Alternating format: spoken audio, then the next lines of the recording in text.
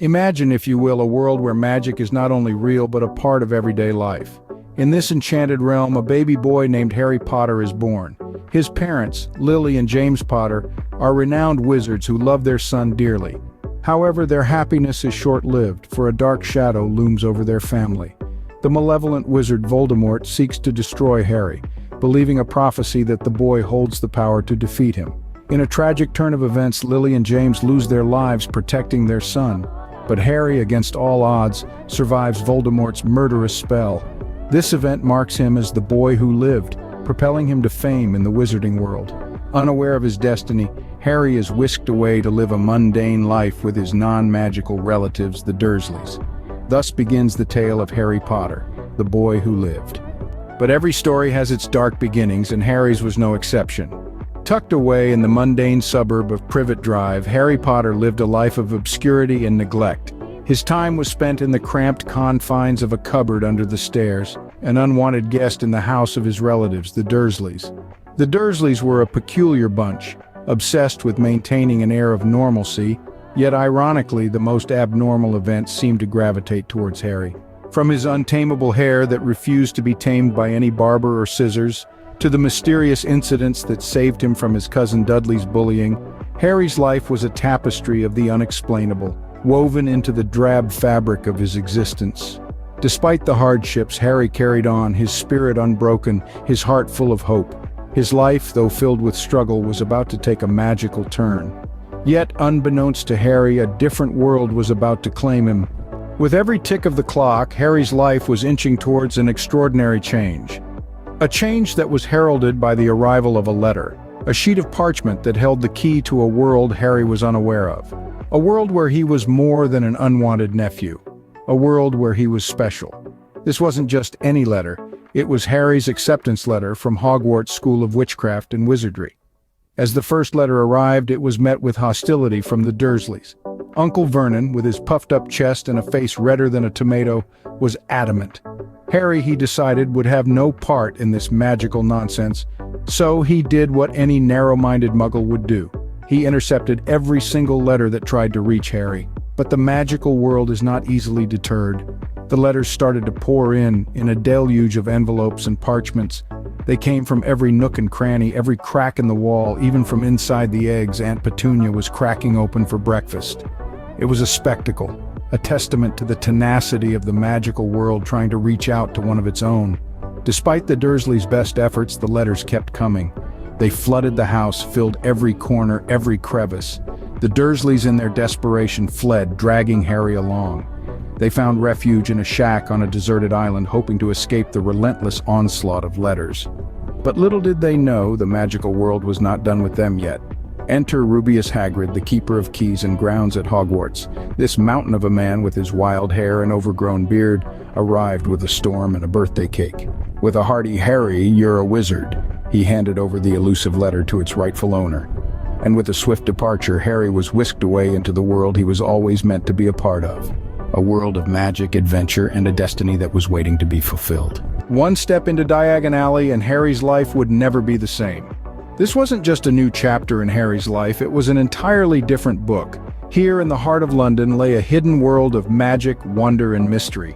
Tucked away behind the mundane reality of Muggle life, this was Diagon Alley, the bustling, vibrant heart of the wizarding world.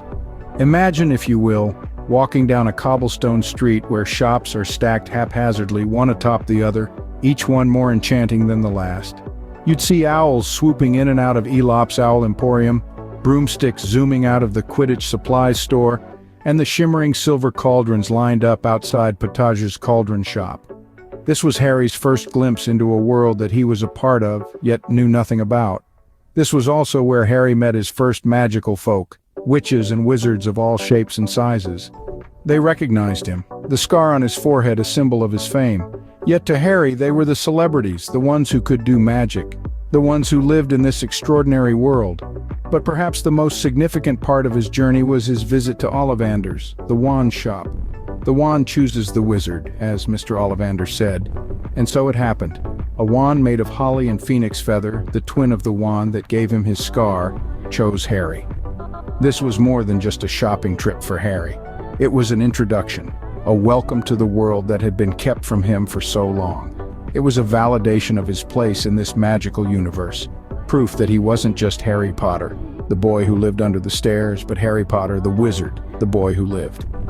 As Harry boarded the Hogwarts Express, he couldn't help but wonder what awaited him. But one thing was certain, his life was never going to be ordinary again. This was just the beginning of his magical journey, a journey that was about to take him to places he never imagined. In the heart of Scotland, upon a hill, stood the majestic Hogwarts School of Witchcraft and Wizardry. This was no ordinary school. Here, the staircases had minds of their own, portraits moved and talked, and the ghosts were as real as you and me. Life at Hogwarts was a whirlwind of new experiences for Harry.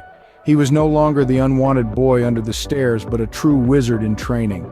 The castle, with its winding corridors and hidden rooms, became his home. It was a place of magic, mystery, and more importantly, friendships that would last a lifetime. Harry's days were filled with classes in charms, potions, transfiguration, and even defense against the dark arts. He discovered he had a natural talent for flying and was swiftly selected for the Gryffindor Quidditch team. But it wasn't all fun and games. There were rules to be followed, homework to be completed, and even a three-headed dog named Fluffy to stay clear of. Harry's friendships became his lifeline. With Ron Weasley, he found a companion, a brother in arms, someone who was always up for a game of chess or an adventure. Hermione Granger, on the other hand, was the voice of reason, the book-smart witch who kept them out of trouble, or at least tried to. Together, they were a force to be reckoned with. But Hogwarts was not just about learning magic and making friends. There was a mystery to be solved. Whispers of the Philosopher's Stone echoed through the halls, a stone that could grant eternal life and turn any metal into pure gold. But why was it at Hogwarts? And why did it feel like it was connected to Harry? As the year unfolded, the pieces of the puzzle fell into place. Harry, Ron, and Hermione found themselves tangled in the mystery of the Philosopher's Stone, a mystery that was darker and more dangerous than they could have ever imagined.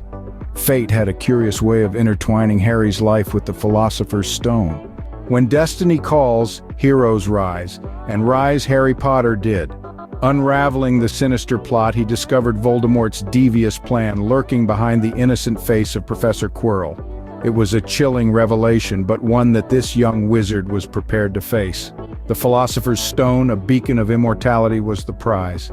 But Harry, our brave protagonist, was not swayed by the allure of eternal life.